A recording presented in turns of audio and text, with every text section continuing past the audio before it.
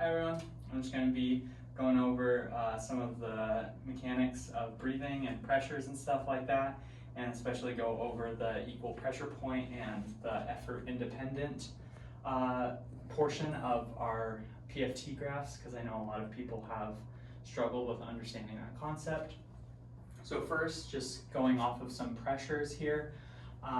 So we're going to look at this outside box as our body surface here. So we have outside the body here. This is going to be our intrapleural surface, and this is going to be inside our alveoli here.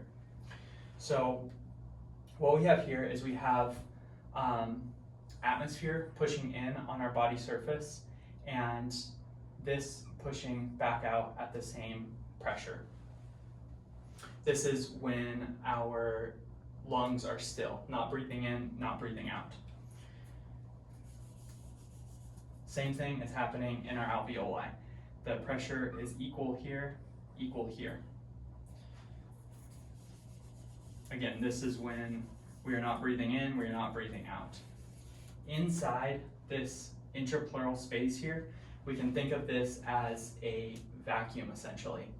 So we have, compared to our alveolar pressures and the body surface pressure, we have negative pressures in here. So because we have this negative or low pressure in our intrapleural space, we have very little pressure pushing those directions. And we have a lot of pressure in the alveoli pushing that way, and a lot of pressure pushing this way.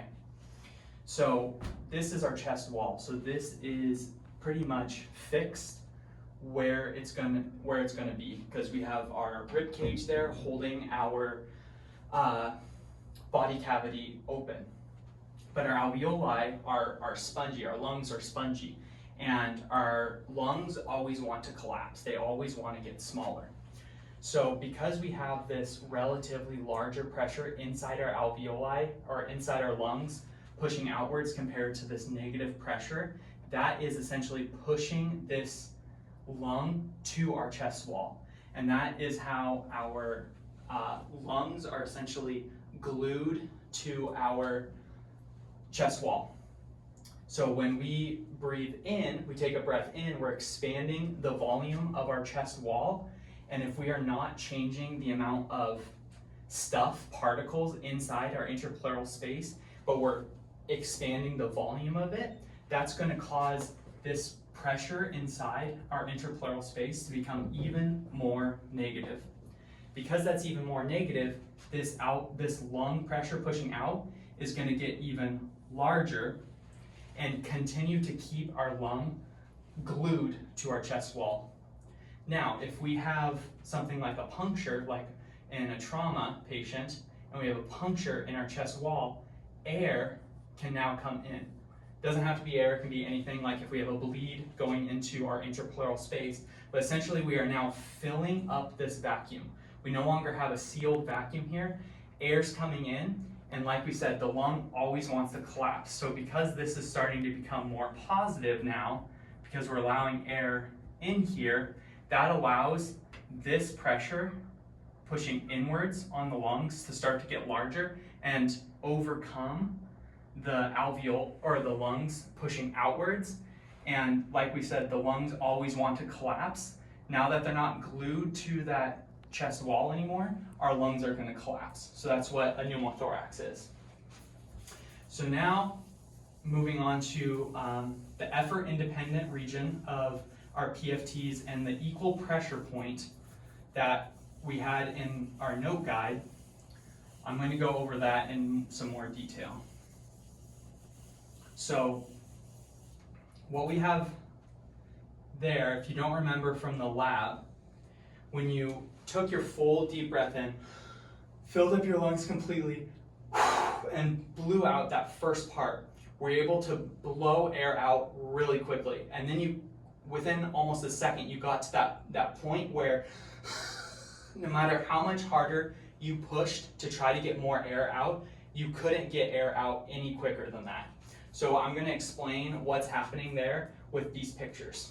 So this first picture is going to be our lungs completely full, And this next picture is going to be after that initial second of us blowing out. So when we first fill up our lungs, we have two pressures here. We have, in the alveoli, we have two pressures. We have our elastic pressure pushing inwards. Let's say that that is 15. Don't worry about the units, let's just say it's 15. It's just a random number, okay? The next pressure we have is our chest wall. When we push out, our chest wall collapsing, using our muscles to get that air out. So that you can think of as our chest wall pushing inwards, or pushing inwards right here. That's going to increase the pressure in our intrapleural space and thus put pressure on our alveoli to collapse as well. Let's say that that is 25. Again, just a random number. So now we have two pressures in our alveoli here, the elastic and the pressure of our chest wall pushing in on those alveoli. Together, those are going to equal 40. So we have a total pressure of 40 in our alveoli.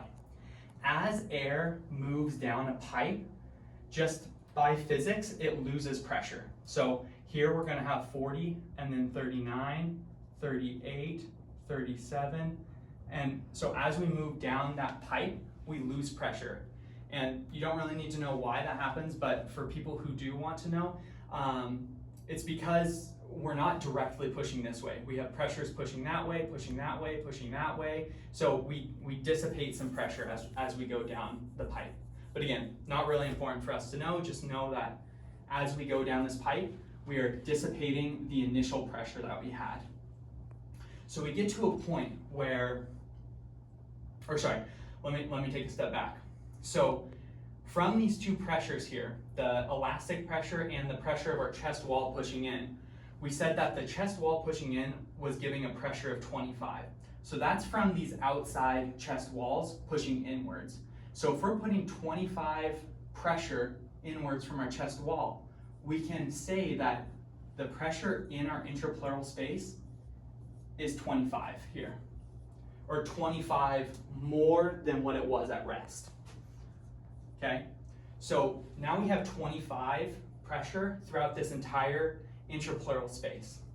So we get to a point now where we are losing pressure, losing pressure, losing pressure, and let's say we get to, I don't know, 28 at some point.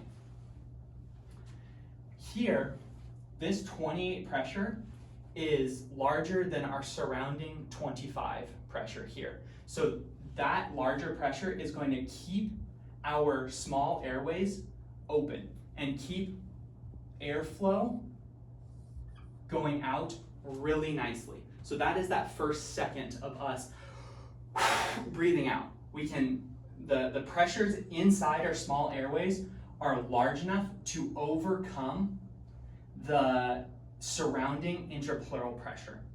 And we saw how we got to that point from here. So now let's go to after that first second of getting air out. Now we have those same pressures acting here, and let's say we're still pushing with a pressure of 25 from our chest wall. So now we still have that pressure of 25 in here from the chest wall pushing on our alveoli.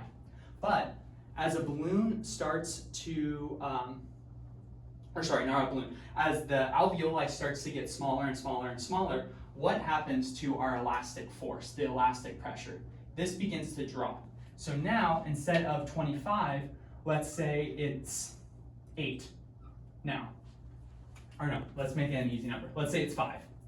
Let's say it's 5 now. Okay, so now we have an elastic pressure of 5 and 25. So we're starting off with 30 pressure in here. So same thing happens. As we move down the pipe, we're going to be losing pressure 30, 29, 28, and we get to a point now where we hit 25. But the pressure of 25 inside our small airways is equal to our surrounding pressure here. So what's going to happen at that point is this is going to continue trying to drop that pressure that down below 25 as we're moving along that pipe. And as that happens, we are actually going to begin to collapse our small airways a little bit. So our small airways are now going to collapse a little bit and become smaller. So with this narrowing of our small airways, now we're not going to have that nice flow of air leaving, and we're just going to have, we're going to have turbulent flow, air now going through there. So we're not getting air out as efficiently. And so this is the equal pressure point, the point along our airways that the pressure drop of air moving out our airways equals the surrounding interpleural pressure. So now let's say we hit this point and we try to push harder. Now we're putting in 40 pressure, okay, on our chest wall. So we're trying even harder to get this air out. So we're putting 40 pressure in now. So we have 40, 40, 40, 40, 40, 40. So now this right here becomes 40 pressure here. And this becomes 45 pressure total in here. And you're like, awesome, we're getting more pressure now than our initial state. That's awesome. We're gonna be able to get that air out nicely again like we did when we first started blowing air out.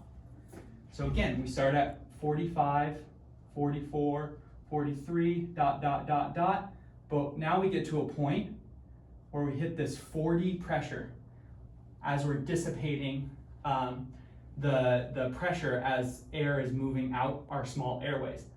But now we have a surrounding pressure of 40 as well. So we're hitting the same equal pressure point. So no matter how much harder you try to push to get air out, it doesn't matter because you are putting that same amount of pressure into that interpleural space and causing that to put pressure on our small airways at the same level that you are putting pressure on our alveoli.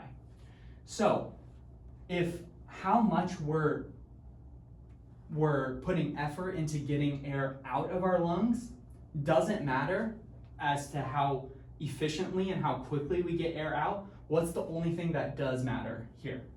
It's going to be our elastic force. That's the only thing that is changing between these two pictures, is our elastic force is dropping. So that is the equal pressure point that we hit, and this is what causes our effort independent part of the graph of our PFTs. No matter how much harder you try to push, you can't get air out any quicker, because that is only at that point measuring your elastic force. So now let's take this to a clinical point. Let's go back to this first picture. So now, I guess let's keep all of this the same, 25, 25, 25, 25. So we're putting in a pressure of 25 into here. But now, let's say this person has emphysema, which is ballooning of our alveoli, loss of structure of our alveoli. One of the things that happens with that is we lose elastic force. We increase the compliance of our lungs. So now, instead of starting at 15, let's say we only have 10 here. So our elastic force at the alveoli being most full is only 10 now because we've lost some of our structure of our lungs. So now, instead of having 40 to start with, we start with 35. So now we're going to do that same thing, 35, 34, 33, 32, ... But now, before we get the air out to our larger airways where we have cartilage and stuff holding our airways open, now we hit this equal pressure point at our max filling of our alveoli. So now, even though this person's lungs are completely full, they have none of that fast airflow when they first push air out. Their small airways are immediately collapsing under the surrounding pressure because they don't have enough elastic force in their lungs to put enough pressure onto the air leaving them to overcome the surrounding force that our body is pushing on the alveoli to get that air out.